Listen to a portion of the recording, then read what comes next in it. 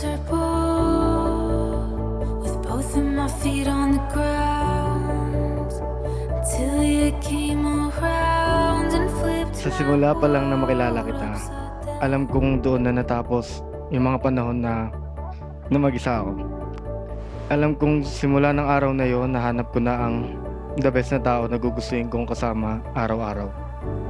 Pagdating mo, alam kong hindi na ako mag-iisa. Salamat sa pagmamahal mo at kung ano man yung meron ako, tinanggap mo. Salamat kasi ikaw yung asawa ko. Never ko naranasan na may kulang ako.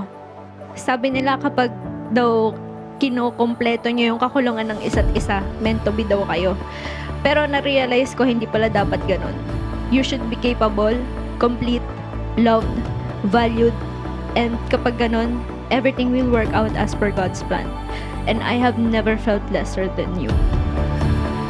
Over the edge, we go weightless. Falling feels like flying with you. Mapaganda. Ganda. Ano tsura ko? Wala. Tabat. Hindi. Ano? Anong ano? May ano na naman. Eddie baby. Ano? Eddie baby.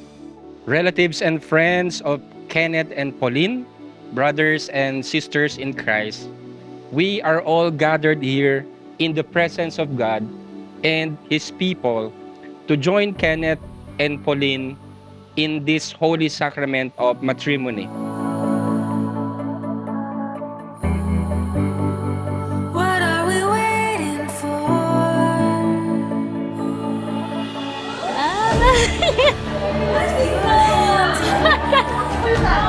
You're so pretty! Iiyak yan!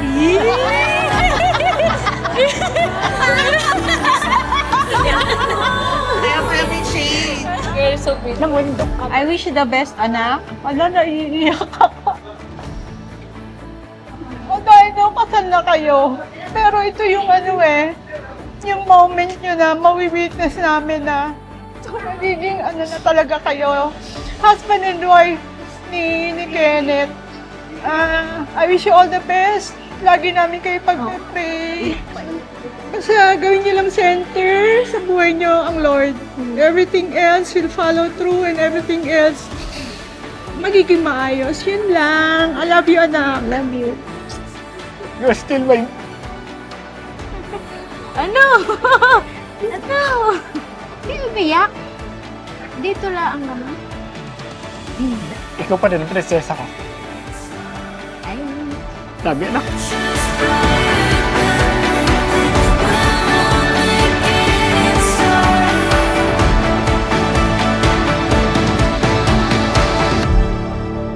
With your hand in mine, no matter how. Ang message sana maging mabuti siyang asawa at mapagmahal. Saka sana ingatan sila ng Diyos palagi.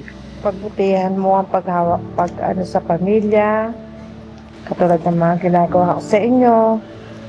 Lahat, abutin mo ng pangarap mo, makakuha mo lahat ng gusto mo, at ibigay mo sa asawa at anak mo.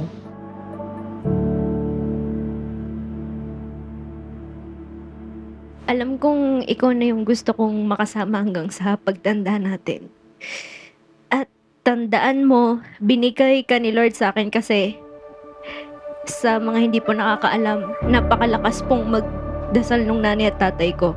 Kasi ganito po exactly yung dasal nila. Panginoon, nawa po ang mapangasawa ng anak ko ay Christian. Ito po, nanay, tatay, ang asawa ko po ay si Christian Kenneth.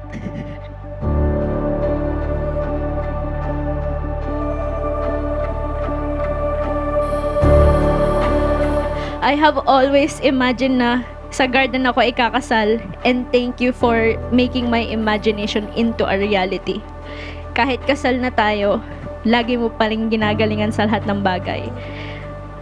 At para po sa kaalaman po ninyong lahat, bilib po ako sa asawa ko kasi kapag may gusto siyang gawin, laging the best yung binibigay niya.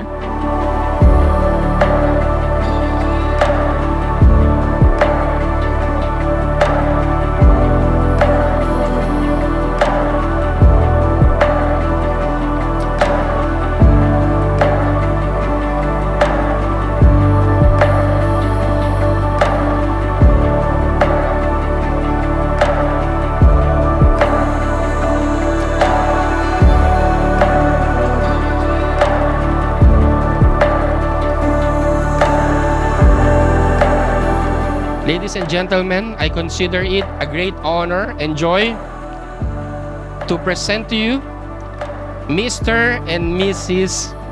Mipa.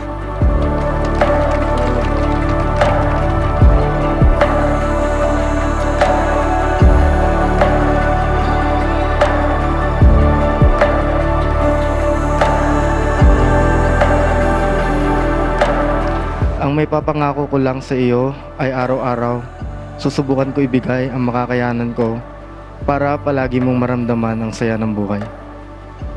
Pangako ko sa iyo na palagi kitang aalagaan at baby. Pangako na palagi kong susubukan maging mas mabuti.